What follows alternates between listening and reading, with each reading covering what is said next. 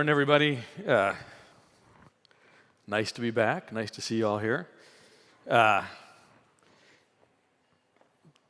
This is an interesting moment in time for me. This is my probably last time to be on the stage in front of you and talk about this stuff, which, you know, as one would have, I have somewhat mixed emotions about that. It's great to be here. It's also great to be looking forward to a little rest. But before I take that rest, I wanted to address one more time the thing that we're going to talk about here. And traditionally, I've come out here and given my dire warning speech where I've tried to look at all the things that loom out in our future that are potentially threatening to our industry, to coffee writ large, and to specialty coffee, the niche that we ostensibly occupy. And in the process of preparing for today, I went back and I looked at a lot of those other dire warning speeches that I've given over the years. I recycled some slides because, as I said, I was going back and looking at these dire warning speeches. And, you know, I have been for a while telling you, hey, this terrible thing is likely to happen. I don't want to brag too much, but a lot of the things that I anticipated happening are happening right now, and so we're going to talk about some of those things. But I want to set the stage a bit because some of the conversations that we're going to have, we have to be very thoughtful about how we have those conversations. And one of the presenters in this cycle is a lawyer with some expertise in antitrust law, and he's going to talk to us about the boundaries of how we talk about some of the things that we want to talk about here. And when I thought about this, I thought, you know, what do we really want to talk about? Peter was fairly direct about it. I always think about it in the following fashion, and I'm going to do a disservice to people who are not, who weren't born and raised in the U.S., but if you're born here and raised on our sort of national story, there's an old saw that when you're skirting an issue that you haven't come to grips with, it's the conversation with Mrs. Lincoln the day after, which was, other than that, Mrs. Lincoln, how was the play? This, by the way, is the play that Lincoln was attending when he was assassinated. And we have to overcome that. We can't wait to ask how, other than that, how was the play? We're going to have to talk about some things. And the thing that we're really going to talk about, and that is going to be the biggest challenge for us, is this. We're going to talk about price.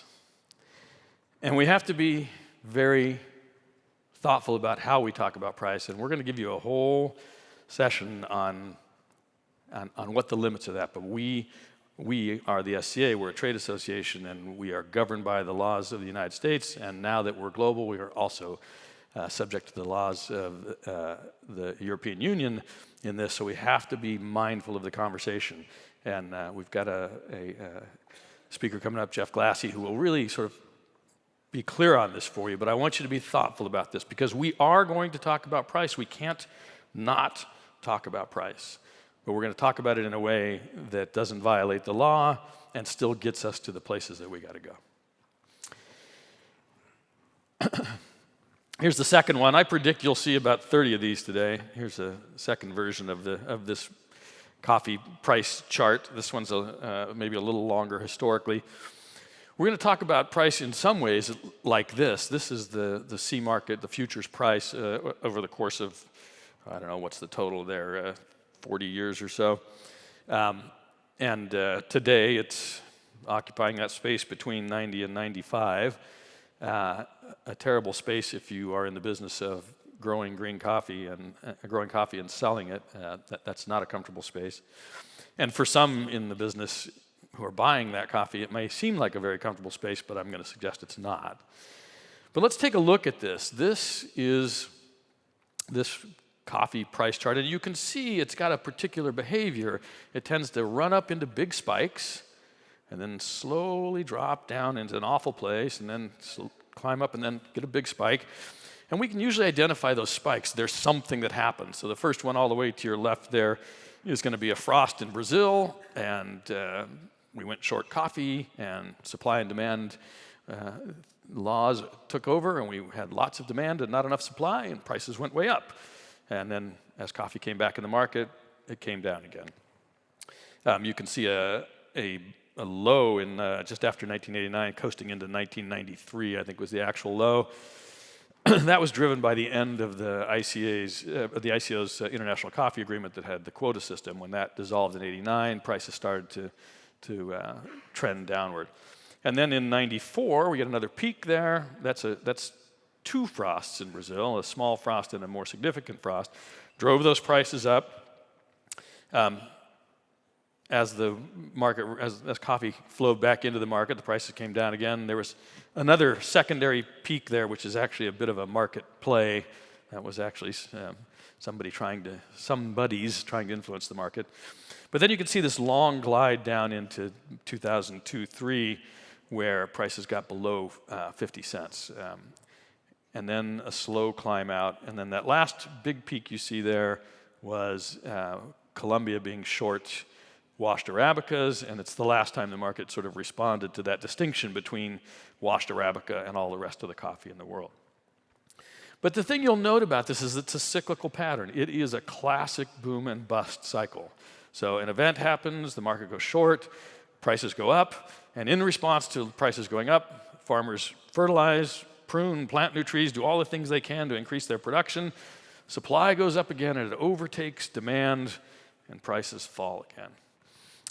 And this kind of cycle is very typical for tree crops, orchard crops like coffee, where they have a relatively long cycle of production, and you can influence that production fairly quickly, and then you can also add to that production. So we get this thing. This is something that we have to confront here, that we have to actually talk about this. This behavior in this market is fundamental market behavior. It's what one would expect. And we'll talk a little bit more about that. Somebody else is going to give you a great indication, though, of something pernicious in this cycle. And that is, if you drew a straight line through this, you'd be able to find a median point, and you'd be able to say, hey, coffee seems to hover around this number all the time. But this is nominal pricing. So this is the price in US dollars on the day that this was quoted. There's no adjustment for inflation in this. None. So if you shot that line down the middle, what you would see is a nominal price that's consistent over 40 years, apart from its boom and bust cycles. But when you adjust that for inflation, you're going to get a whole different story. And so we've got another speaker who's just done some brilliant work thinking about this, and she's going to give you a chance to see what that means. Peter alluded to this, and I think it's fairly critical. We want to talk about a crisis. And I just told you this is market behavior, and it's cyclical, and it happens all the time. And it's the pattern we would expect. And it's not unreasonable, as many people have said to me, Rick, how is this a crisis? This is the normal behavior of the marketplace. It's not a crisis, it's normal, expected behavior. And I thought about that, and I'll share something with you. I'm a cardiac patient. I have a cardiologist, and I've had a cardiologist since I was 43 years old, because I have a chronic heart disease, which is entirely my own fault for not managing my lifestyle. So I have the kind of arterial sclerosis that you get if you already have high cholesterol genetically, and if you compound that by being highly stressed and eating a lot of fatty foods and not sleeping properly and failing to exercise and all the things you can do to make your life more pleasant but shorter. And I was incredibly self-indulgent, and some might say still am incredibly self-indulgent, but I was really self-indulgent until I was 43, and then I had a heart attack.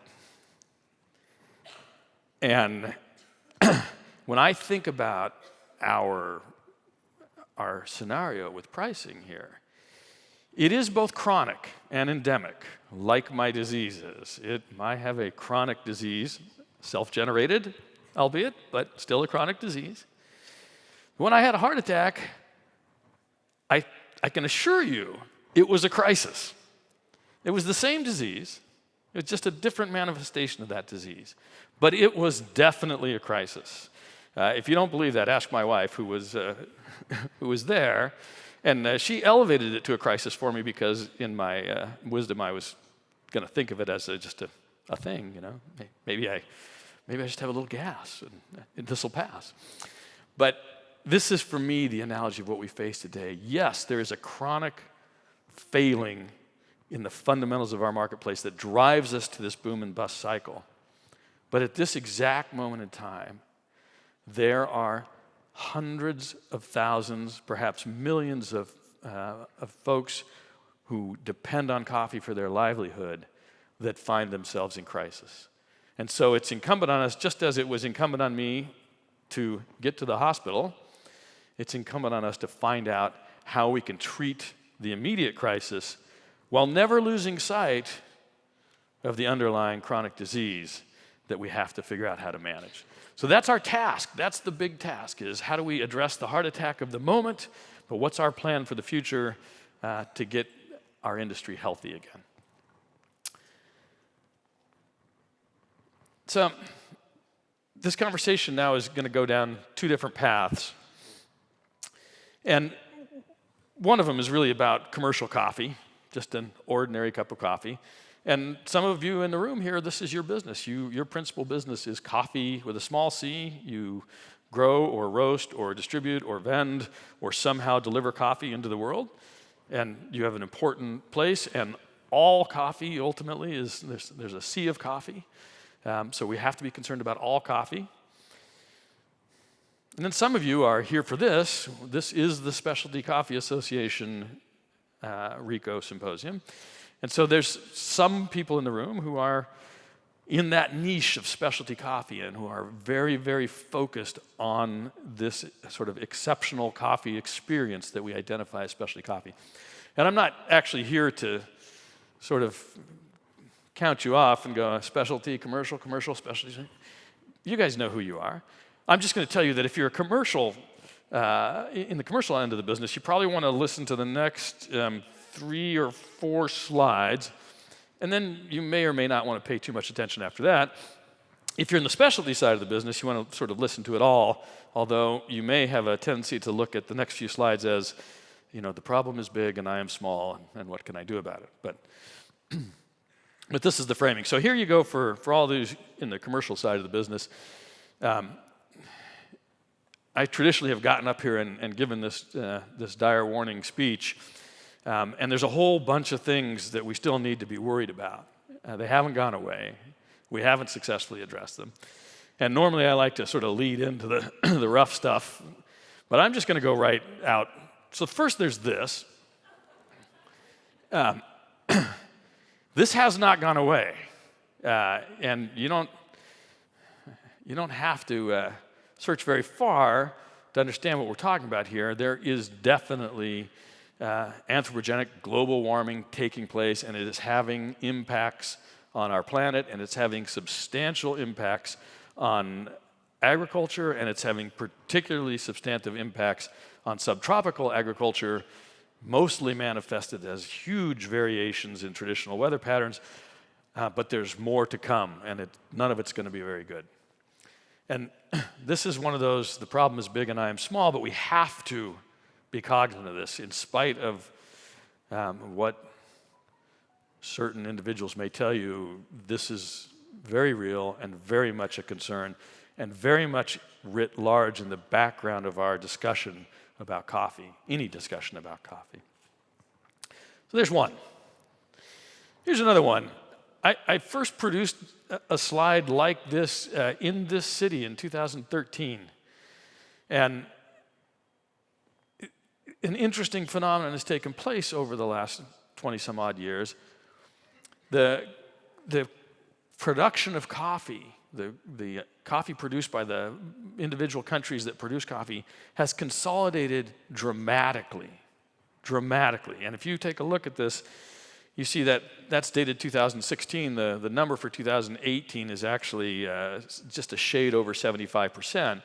But the top 5 producers in the world today produce north of 75%, north of 3/4 of all of the coffee produced in the world. And let's count it down just for a minute.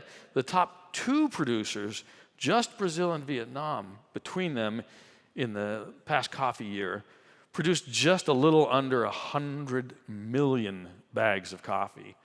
All right? That's for a world that in its totality wanted to drink about 160 million bags of coffee, but on the export side really only wanted about 105 to 110 million bags for consumption. So just 2 countries. And then there's a rotating cast of characters behind there, another 3 or 4 or 5 countries that make up another 15% of that marketplace. So production has consolidated down to just a very narrow band of producers. By the way, this is important not just because it's kind of scary. I presume many people in the room are in business, and one of the things you'd think about is you would hate to have a single customer and you'd hate to have a sole supplier with no real backup. And this is a condition that's heading towards a sole supplier scenario, and that's a terrifying thing. And if you have to have a sole supplier, you should be a really good partner with a really good relationship with that sole supplier. And I don't think we're there. Again, if you're in the specialty side, remember, this is aimed at the people unnamed in the room who are really in the commercial side of the business. But this is not going away. It's continuing to get worse, and it will continue to get worse, in particular because this consolidation is largely due to efficiency. So the most efficient producers have risen to the top of production. So our friends in Brazil, they haven't done anything wrong. They've done everything right. What they've done is become very, very efficient coffee producers, and that's allowed them to grow and to thrive in most of these market cycles, which is great. Our friends in Vietnam have also become very efficient. They're producing a lot of coffee at a relatively low cost. They're efficient producers. They get it to market well. 3, 4, and 5, which this year is Colombia, Indonesia, and Honduras in that order, are much less efficient. And if you look at that efficiency, when you slip below the cost of production and become inefficient for the market you're going to deliver into, you've got a real existential crisis. And of those 3 countries, really, 2 of them for sure are at an existential moment in their coffee world, and the 3rd may or may not be. But for all of us, we've got to think about this. I want to reinforce again, this is a supply and demand issue. This is a terrible graph, my apologies for it, but this is production versus consumption. And what the notable feature is that in 2014, 15, 16, we were more or less at parity. We more or less produced exactly as much coffee as we consumed as a planet, right? As all the people on Earth. We were in good equilibrium. And frankly, equilibrium is a great thing in this world because you can identify your costs and your potential sales pretty easily there if you have equilibrium. But if you look in the last 2 cycles in 17 and 18, what you see is a surplus of production. And in total, it's 7 or 8 million bags across those 2 years. But that's enough to dramatically depress prices. So this downturn you're seeing in the nominal price is fundamental. It's driven by what you would expect to drive it. There's more coffee than there are buyers. And I want to get that out there because the temptation when you're in pain, the temptation when you're having your heart attack, is to want to find that sole cause. Who caused this? In my own particular case, I got to stand in front of the mirror and I could see the culprit, but the causes were many. My propensity to consume things that gave me pleasure but not health was high, and my propensity to not do things that would have given me health but not pleasure was very low. I was good at ignoring those things. But it's always this. There's a range of causes here, but the background cause is the same. I didn't take care of my cardiovascular health. This market is fundamentally disposed to respond to supply and demand, and we're in an oversupply scenario. Again, for the commercial folks in the room, the commercial traders always will tell you the cure for low prices is low prices, right? And what they're saying is that market fundamentals will apply. If prices stay low enough, long enough, people will stop producing coffee and stop selling it, and eventually the oversupply will go away, and you'll pass through equilibrium into one of those boom cycles where prices will go up. And it's true, it's very true, but it's a terrible, one of the cures for heart disease is to die. And I just read an obituary of somebody who died, and they said he didn't lose his battle to cancer because when he died, the cancer died with him, so technically it was a draw. And I think about that. So that's one cure. One of the cures for heart disease is death. It's not the preferred outcome for people most of the time. Certainly for me at 43, it wasn't the preferred outcome. And if you told me I could at least wrestle heart disease to a draw this year, I think I'd opt out of it. I'd rather be fighting and losing. But for producers who are in this wrong end of this cycle, who are producing coffee below their cost of production and have been for a number of years, to suggest to them that the cure is very simple, to fight price to a draw, is insufficient. It's not enough. So we're going to talk about that too. This is just a look at where this coffee comes from, and one of the things that you'll note here is I've cleverly put on both ends the two most efficient producers, Brazil and Vietnam, and this is one of the reasons that they're efficient, is that they have relatively high yields per hectare. So what you're looking at there is a graph of coffee production per hectare expressed in 132-pound or 60-kilo bags. And Brazil, across the whole spectrum, has a roughly 25 bag per hectare yield, finished green coffee. Vietnam is just under 40 bags per hectare. And then you can see places like our friends in Mexico who just eke out a little over 5 bags per hectare. That is one of the hallmarks of inefficiency. There are many other kinds of inefficiencies that can creep in here, and there's tons and tons of things that drive efficiency. One could easily point to Brazil and say the opportunity to mechanize and to reduce labor cost is one of the ways that they become efficient, besides very high yields. And that's true. And in fact, in many places, coffee has simply chased low-cost labor. And make no mistake, the system was set up to do that. This idea of a colonial trading system that takes advantage of nearly free land and nearly free labor to deliver a nearly free product to people who can commercialize it, this is the description not only of the coffee business, but of cocoa and a dozen other tropical commodities. And it's true.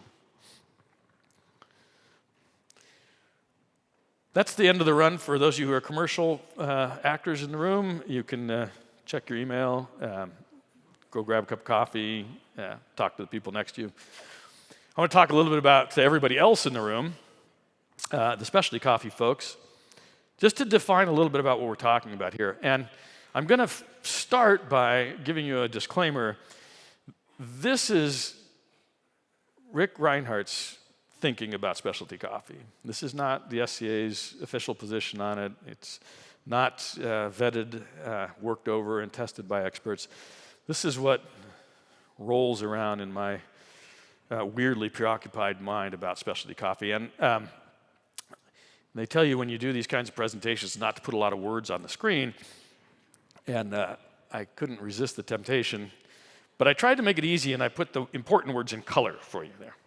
So when I'm thinking about specialty coffee, and by the way, I should say this idea is, there's not a lot of original thinking in the world, and there's certainly not a lot of original thinking emanating from the weird corners of the world that I occupy to do thinking in. So it's really a synthesis of a lot of other smart people's ideas, and then I sort of squished them all together. So it borrows heavily from a lot of folks. But the key concepts that specialty coffee is from a known geographic origin. We know where it came from. We know that coffee came from a specific place. And it's special in part because it carries with it that taste of place. We know that it has a value premium. It gets a better price than commercial coffee. And that's important. We should not ignore that.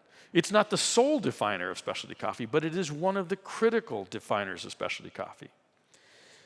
We know that the principal driver for that higher price is not so much market scarcity, but the outright quality in the cup.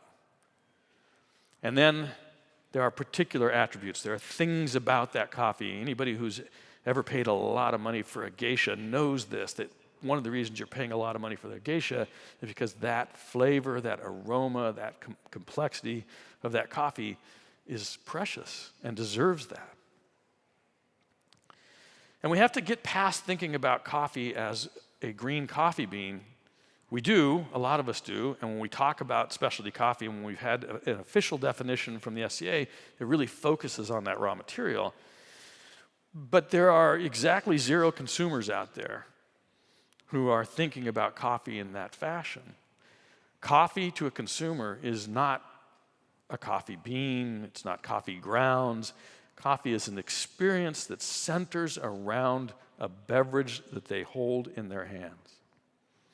So we have to think about coffee also as a beverage. And finally, for specialty coffee, we have to be talking about a differentiated product, a product that's different than the vast sea of commercial coffee, and that garners a premium for that difference. It is possible to have a differentiated coffee that doesn't garner a premium. You can buy very, very cheap, what we used to call prison-grade coffee, and let me tell you, it's differentiated. But it doesn't garner a premium. We don't get to think about this in a vacuum, though. So when we think about specialty coffee, the temptation for us is to think about quality, to think about that experience, to think about the exceptional nature of this cup of coffee that we have in front of us. And we get to do that, but we can't do it without thinking about this as well. We have to think about the sustainability of that product when we're talking about specialty coffee. And this is a piece that I find myself returning to again and again. If coffee produces this great tasting, great beverage experience, but it does so at the cost of the dignity, the value, or the well-being of the people and the land that produced it, it can't be specialty coffee. And I encourage you to keep that thought firmly in the front of your mind.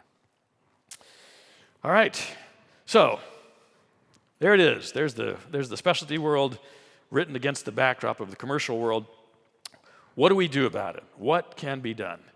Well, the first thing to be done is to really start to think about your engagement in the value chain here. And I put a chain up there because I said value chain. You can make some other analogies between links and that kind of thing. But all of us occupy some link in that chain. But what's critical there is chains only work when all the links function, when all the links are more or less equal. There's, I'm told there's a television show called The Weakest Link, which sort of builds on this idea that a chain is only as strong as its weakest link. And there's a whole bit of game theory and coaching theory that the only way to build a team is to build a mutually strong team rather than to have one single strong link. And we are in a world right now where we have one or two very, very strong links and a bunch of weak links that we have made weak by intention. And we've got to get past that. We've got to start to understand that our value chain is dependent on a relatively equal strength across the chain, or it will fail. So what can we do about it? I'm going to throw out 3 or 4 ideas. You should know, if I haven't told you, that I'm spending my year working with a great group of people to try to understand this price crisis, this heart attack with a backdrop of heart disease, and what we can do about it, how we can actually influence and act on it. And one of the things I know with certainty is that we don't know the answer to that, because if we knew the answer, we're not heartless people. We would have implemented the answer if we actually knew it. We don't know it. We do know a lot of things you can do to help treat the symptoms, and I'm going to just run through a few of them for you and ask you to think about them. Here's one. This is a friend of mine in Melbourne, Australia, and in California, delivering a coffee grown, a micro lot grown by an individual producer in Huila, Colombia. And what's interesting to me to this is that farmer is really a partner in his business, And he's willing to tell you how much of a partner he is. If you look in the bottom right-hand corner there, what's printed there is the farm gate and FOB pricing delivered to that farmer at the point of purchase of this coffee, both farm gate and FOB, which is really sort of going out naked in the world, but it's something that this company has committed to doing, to saying, hey, we're going to pay a good price for a good value, and we're going to talk about it out loud. Thinking about being in this partnership, fundamentally changing what your perspective is the most important thing you can do about this. We have, for more than 100 years, had a conversation generated by a buyer talking to a producer, talking to a seller in more or less a monologue. And this has got to be a dialogue. And part of a dialogue, unlike my current behavior, is shutting the hell up and listening to what the other side has to say. And there are myriad ways we can do that, and we must. We must discover ways to change our current monologue into a dialogue in which the buyers are attentive listeners. And you'll hear a lot of ideas about how to do that, and I promise you we'll deliver more to you. Here's an interesting one. This is one of my favorites. Almost anybody in the room who's a green coffee buyer is out there. If you're buying coffees, you're likely buying them, if you're buying them differentially in particular, and if you're buying them forward into the future, you are likely buying them in what's known as a buyer's option to fix contract. So you set up a differential price, you decide to buy the coffee, and then at an opportune moment before the delivery date, you get to, as the buyer, say, I'd like to fix my price today.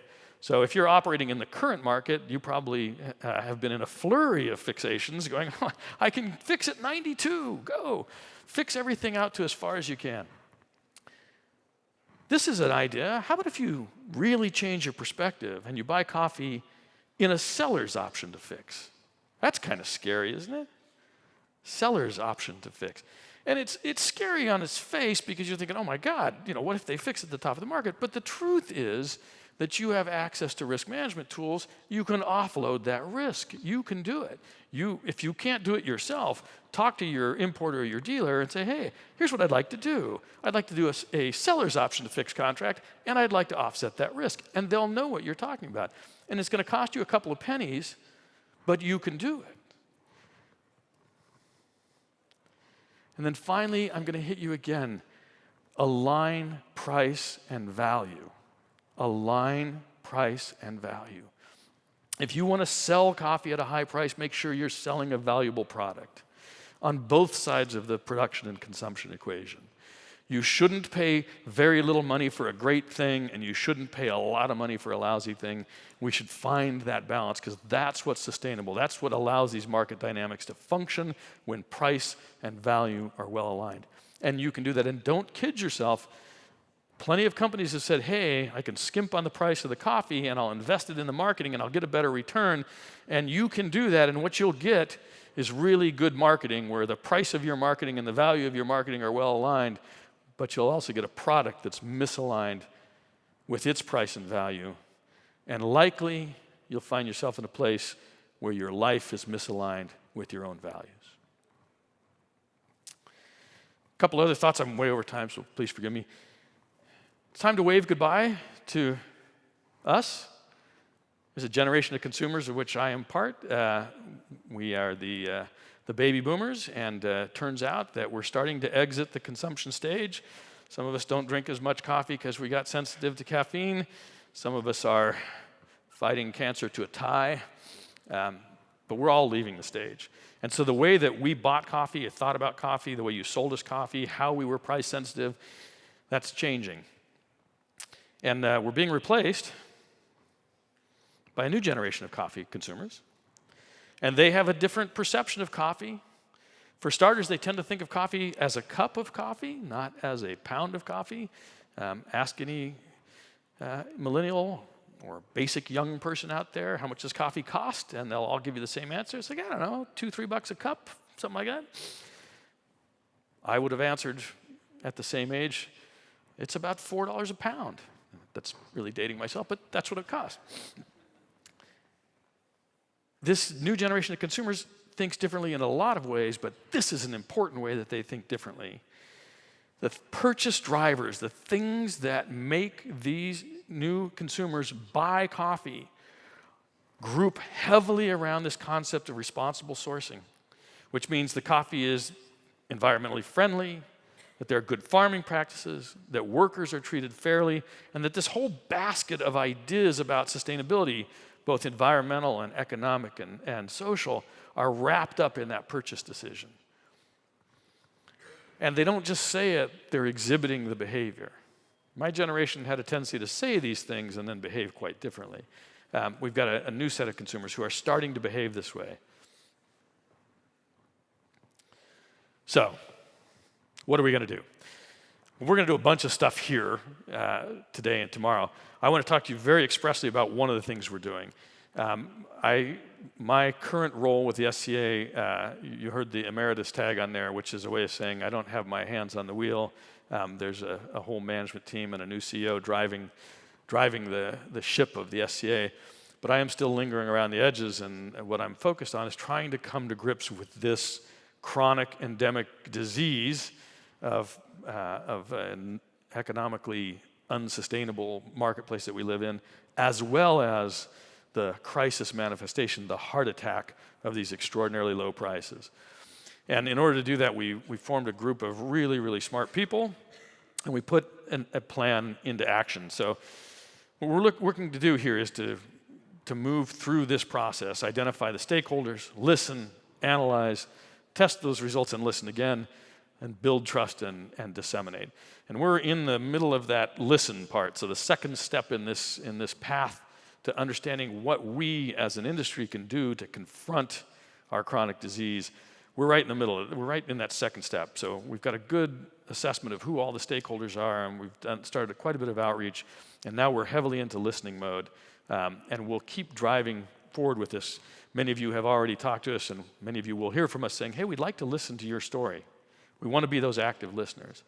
And from there, we'll move into analysis. Simultaneously, we're trying to amplify existing work, existing successes out there. And there are a lot of interesting things happening out there that represent good reactions to the crisis that we're in. So we want to give a chance for those things to be apparent to you, to raise the profile of those things, to allude to them, to direct to them, and to examine them as ways to help address this. And you'll hear a lot of those over the next couple of days, and you'll see work and activity from our group at the SCA in amplifying those existing successes. This is what we're focused on. That's the end of my part of the speech. You're supposed to, this is the place where you get to applaud.